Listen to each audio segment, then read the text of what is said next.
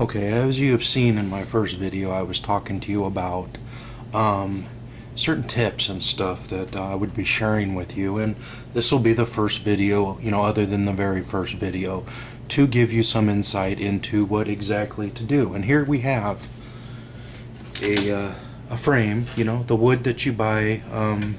I suggest art supply websites, basic stretcher bars, the 3/4 inch thick, and whatever size you want. I pretty much suggest the best size would be between 36 and 48, 36 across, 48 down, to get the feel of stretching. That way, when you use 72-inch canvas rolls, you have overlap, and you're able to tense it up when you pull on it. Gives you a little slack there. You're not really cutting it real short. You don't want to cut the edges at all. You just want to cut the length to it and go at it. But you want to use this basic wood glue. Okay, I can't say what kind, but you got an idea. Wood glue, you know what kind it is. And you start off with your stretcher bars, and be right back. I'm just going to get some stretcher bars to do this whole process for you. And I'm getting 46s and 36s.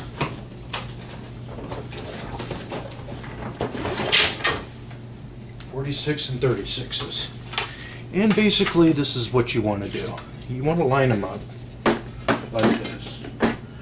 On your easel, if you have a platform here, take your glue. We're going to go kind of fast with this, but take your glue. Get on the edges here. And what you want to do is line the wood in this edge with your expanding wood glue. So you want to do a line like that, a little bit swirl on the side there, and continue it on to your next one. Always do your longest sides first and fill it in, swirl it in, and that way you're putting your short ends in, and they're already ready to be, it's all glued.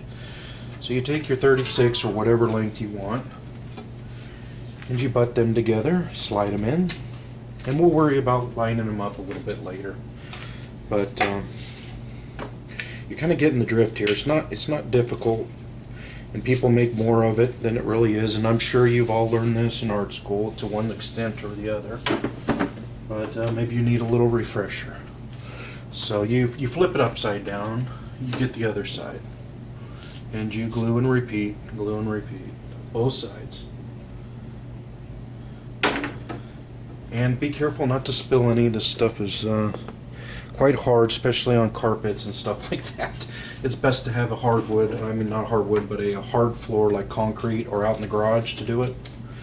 I have torn up the carpets in my studio, so everything just comes right off the floor with a scraper, an all-in-one or 5-in-1, and that's your frame here. But what you want to do once you get your pieces like this, you want to go around and make sure every edge is butted up together, and you can do that just by simply holding it like this and butting it together.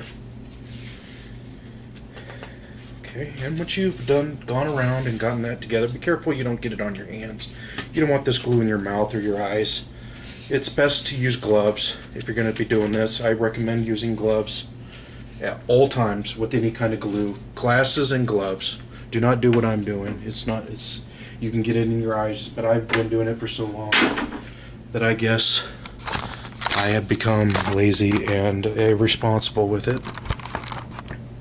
The next thing you want to do is bring it up to a straight edge. I call them straight edges. It's a beam in your easel that basically is straight up and down on its side there, and you want to line this up.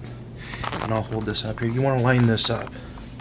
You want to line this up with this beam, because I'll tell you what, you can try to eyeball this all day long, and look, it might look straight, but I'll tell you what, until you actually put it on a straight edge and start maneuvering it back to what is really straight, you're not going to realize how far off you are. So line it up on that beam, and you kind of got to work with it just a little bit. Just lining it up, and make sure that basically you can't see the beam behind it. It's so flush there. See how straight up and down that is? That's just perfectly straight.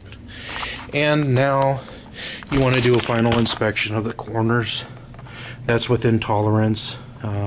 That's not anything to be worried about. And that's not anything to be worried about. But this is. See how that's come apart a little bit? You want to work on that just a little bit. Okay, and once you got that together, realign it, because it'll move if you don't watch it. It'll move. And okay, realign it. Realign it.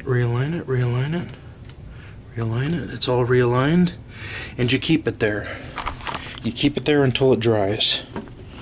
You want it to dry with that edge straight up on there. And you might want to check it within a couple minutes, maybe 3 or 4 minutes. When that glue starts to expand a little bit, that glue will start to expand and that glue will start to foam out. And before it starts to foam out, you want to adjust it for one last time. Because if you wait too long, and of course, it's glued. So, but this is your final product. This is the final product. And this is what you get. And this particular one is, like I said, 36 by 48. It's a great size. It's a great size to start with.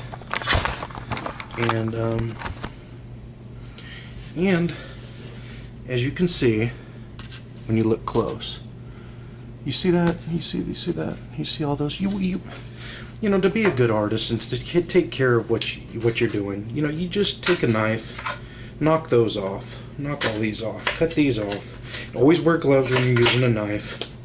I don't recommend that you use a knife at all, or a razor, without wearing proper leather gloves, or without the proper knowledge or consent of your parents or anybody else who's involved in your art or your life. And follow through on this. I even get the front edges a little bit, just make it straight.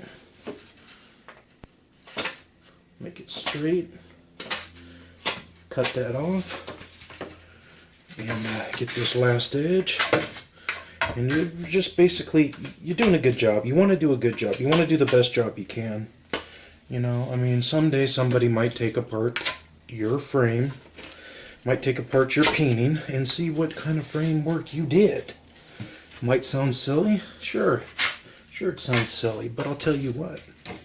In the end, you'll know you've done it right, and it's all squared away.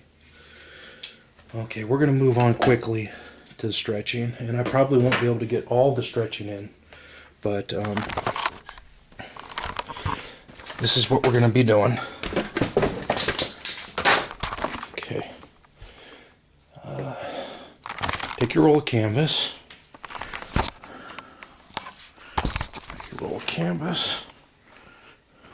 Position it on the floor.